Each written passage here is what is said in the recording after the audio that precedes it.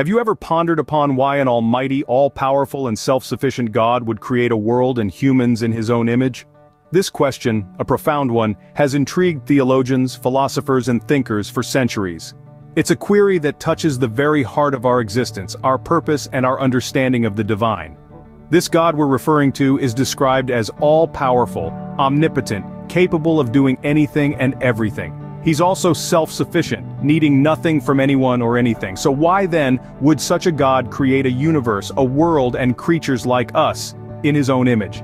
Across various religious traditions, there are different interpretations of this divine mystery. Some see it as an act of divine love, others as an expression of God's creative nature, and yet others as a foundation for a relationship between the Creator and the created.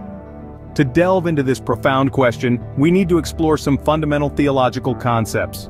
An all-powerful and self-sufficient God does not need to create anything. This notion may seem paradoxical, but let's delve deeper into it. If we think about it, the very act of creation can be seen as an expression of God's divine attributes. It's not about a need, but rather a manifestation of his very essence. Picture this: love, creativity, and a desire for relationship. These attributes are integral to the divine nature of God. In creating, God is showcasing his boundless love, his unfathomable creativity, and his longing for a relationship.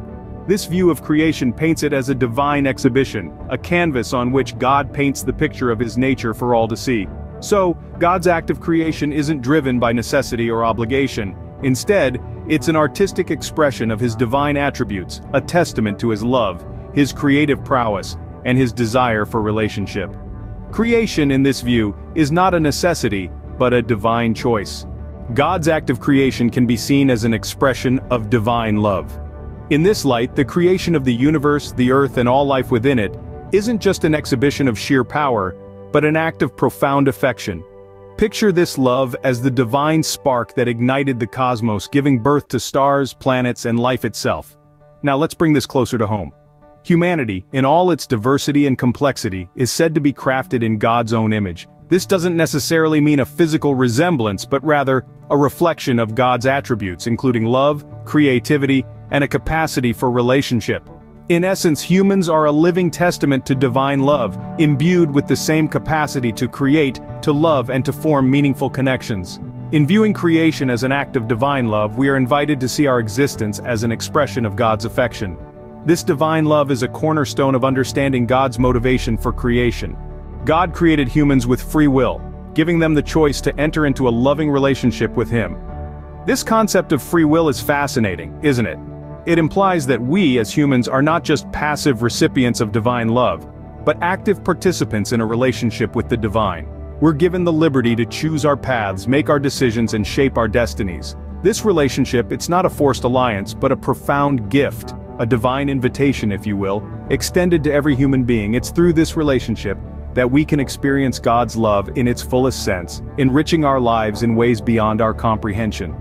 The gift of free will, then, is a testament to God's love for us. It's his way of saying, you're free to choose, and I hope you choose love, choose relationship, choose me. This relationship, born out of free will, holds a central place in understanding our existence. In some theological perspectives, humans are seen as co-creators with God. This idea is not merely about the dominion over the earth, but it is more about our responsibility and privilege to participate in the ongoing work of creation.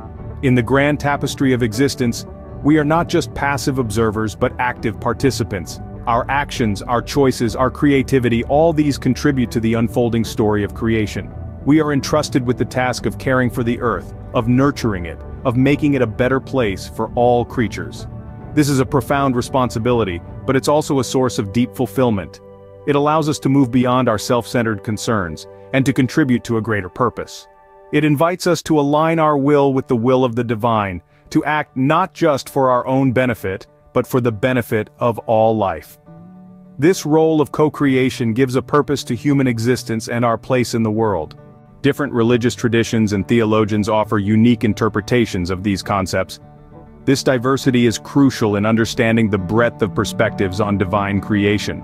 For instance, theodicy, or the problem of evil, grapples with the question of why a benevolent, omnipotent God would allow evil and suffering to exist. This question has led to interpretations such as the free will defense, which suggests that evil arises from human misuse of free will, rather than divine design. Then we have predestination, a belief held by some that God determines the fate of every individual, including their eternal salvation or damnation, even before their birth.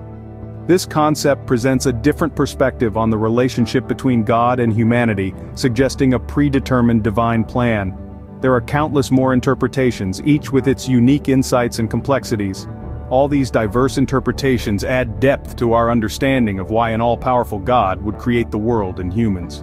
Today, we embarked on a journey to explore a profound theological question. We delved into the notion of an almighty, self-sufficient God, and why such a divine entity would feel compelled to create the world and humanity in his own image. We examined the divine motivations, seeing creation as an expression of God's attributes, love, creativity, and a yearning for relationship. We saw creation as an act of divine love, a love that extends to all, including humans, the image bearers of God. We also discussed the gift of free will, allowing us to choose a loving relationship with God. We explored the idea of humans as co-creators, responsible for Earth's care, and participating in the ongoing work of creation.